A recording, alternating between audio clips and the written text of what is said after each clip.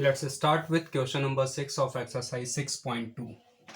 In that problem, we are given a figure in which two mirrors PQ and RS are placed parallel to each other. An incident ray AB strikes the mirror PQ at point B, and the reflected ray moves along the path BC, and this reflected ray BC strikes the second mirror RS at point C and again reflects back along the path CD. For such a case, we have to prove that AB is parallel to CD. So this time you could observe that AB will be parallel to CD if for the transversal BC the alternate interior angles so formed are found equal. So our main objective is to check whether these two alternate interior angles are equal or not. And once these two alternate interior angles are found equal, we could declare that yes, AB is parallel to CD. One more thing which could be observed very easily, as the number of rays are incidenting on different mirrors and reflecting back as well, that's why the law of reflection would be used as well. For that purpose, we prefer to draw the number of perpendiculars through the different point of incidences. So here Bx is the perpendicular we have drawn through the point B of mirror PQ. Similarly, Cy is the perpendicular drawn through the point C of the mirror RS. For the sake of convenience, I considered these angles as 1, 2, 3 and 4. So let's start with its proof. This time, by the law of reflection,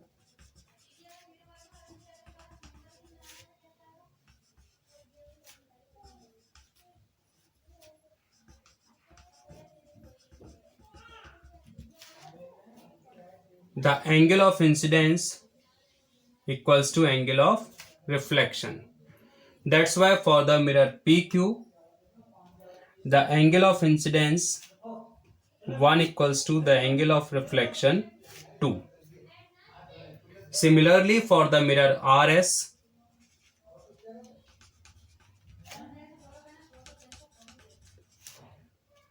we have the angle of incidence 3 equals to the angle of reflection 4.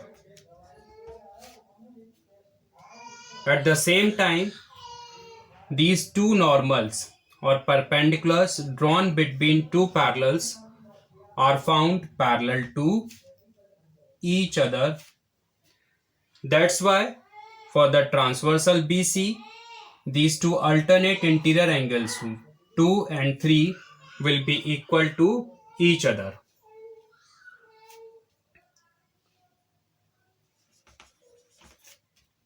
And Bx is found parallel to Cy. Reason: perpendiculars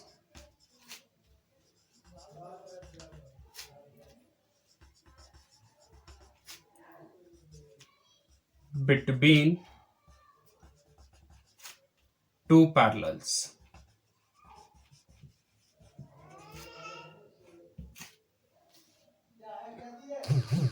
Therefore, for the transversal BC, the alternate interior angles 2 and 3 will be equal. Reason: alternate interior angles. Let these be equation first, second and third. Now we start evaluating angle ABC.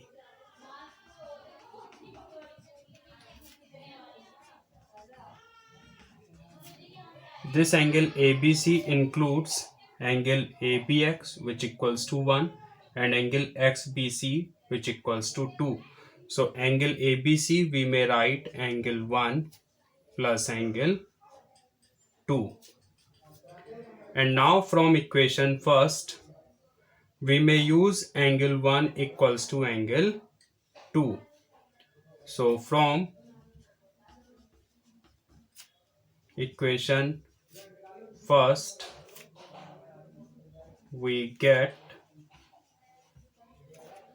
angle ABC equals to angle 2 plus angle 2. And from equation 3, we may use angle 2 as equals to angle 3. So from equation 3, we get angle ABC equals to angle 3 plus angle 3.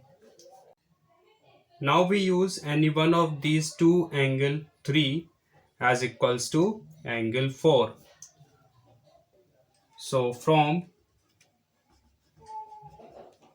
equation second, we get angle ABC equals to this angle 3, we use angle 4 plus angle 3. That second angle 3 will remain as it is. And you could observe it easily that angle 3 plus angle 4 is nothing but angle BCD. So that sum equals to angle BCD. It means both the alternate interior angles, angle ABC and angle BCD, are found equal. That is, alternate interior angles become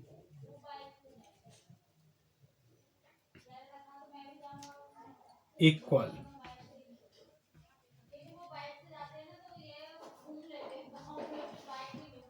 Thus, you may declare that yes, AB is parallel to CD.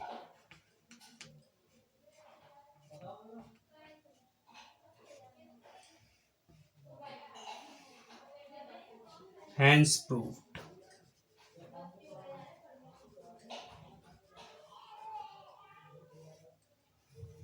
That's it.